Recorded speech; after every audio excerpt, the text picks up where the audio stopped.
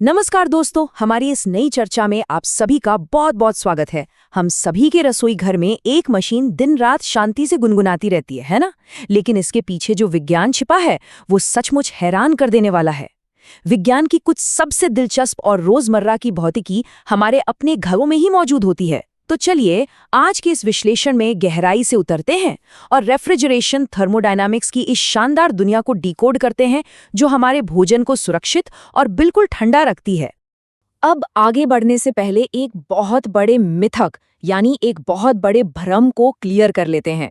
हम में से ज्यादातर लोग यही मानते हैं कि फ्रिज अंदर ठंडक पैदा करता है, लेकिन सच्चाई ना इसके बिल्कुल उलट है।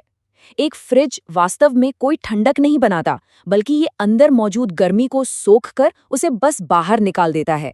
असल में ये मशीन एक स्पंज की तरह काम करती है। बस पानी की जगह ये गर्मी को अपने अंदर खींचती है और फिर उसे हमारी रसोई की हवा में बाहर धकेल देती है। तो भाग 1, कूलिंग का असली रहस्य। आइए इस जादू के पीछे के मुख्य सिद्धांत को समझते हैं। इस पूरे सिस्टम की जो सबसे अहम कड़ी है उसे हम क्लोज्ड लूप सिस्टम या बंद पाइप प्रणाली कहते हैं। ये एक पूरी तरह से सीलबंद और बिना रुके चलने वाला नेटवर्क है। और इस पूरी भौतिक यात्रा का हमारा मेन हीरो कौन है? वो है एक विशेष गैस जिसे हम रेफ्रिजरेंट कहते हैं।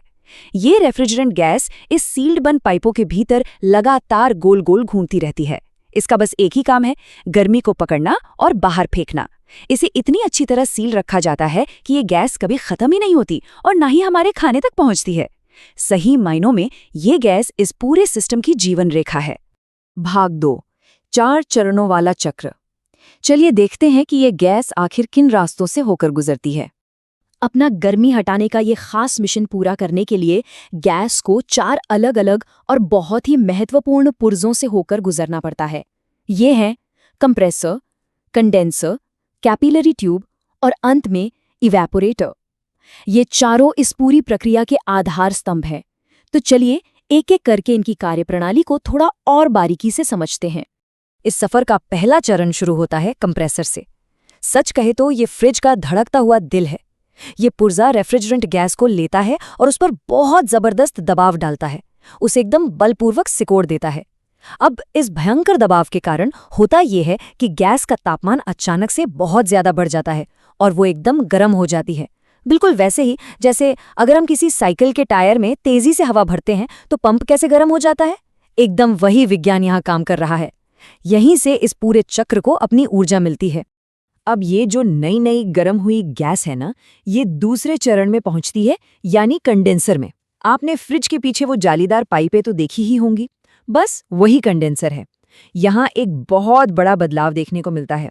ये गैस अपनी सारी गर्मी को बाहर के वातावरण में यानी सीधे हमारे कमरे की हवा में छोड़ देती है और जैसे जैसे इसकी गर्मी कम होती है ये सिकुड़ने लगती है और गैस से बदलकर एक तरल अवस्था यानी लिक्विड में बदल जाती है।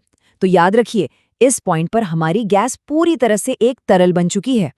यहाँ से कहानी में आता है सबसे बड़ा और सबसे नाटकीय मोड़, हमारा तीसरा चरण, कैपिलरी ट्यूब। ये एक बहुत ही ज्यादा पतली सी पाइप होती है। जब वो लिक्विड इस संकरी सी जगह से जबरदस्ती गुजरता है तो उसके दबाव में एकदम से भारी गिरावट आती है और दबाव के इस अचानक कम होने का रिजल्ट क्या होता है? वो तरल तुरंत मतलब पलक झपकते ही एक बहुत ही ठंडी और जमने वाली गैस में तब्दील हो जाता है। हम सभी ने कभी ना कभी डिओड्रेंट स्प्रे तो इस्तेमाल किया ही है ना? जब गैस उस पतली नली से बाहर निकलती है तो बोतल एकदम ठंडी फील होती है। यहाँ भी बिल्कुल वैसा ही विज्ञान काम कर रहा है। ये थर्मोडायनामिक्स का एक बहुत ही शानदार उदाहरण है। और ये मैजिक हमें सीधा हमारे चौथे और अंतिम मेन चरण तक ले आता है, इवैपोरेटर। अब ये जो अत्यधिक ठंडी गैस बनी है ये फ्रिज के अंदर की दीवारों और फ्रीजर के चारों ओर परिक्रमा करना शुरू कर देती है।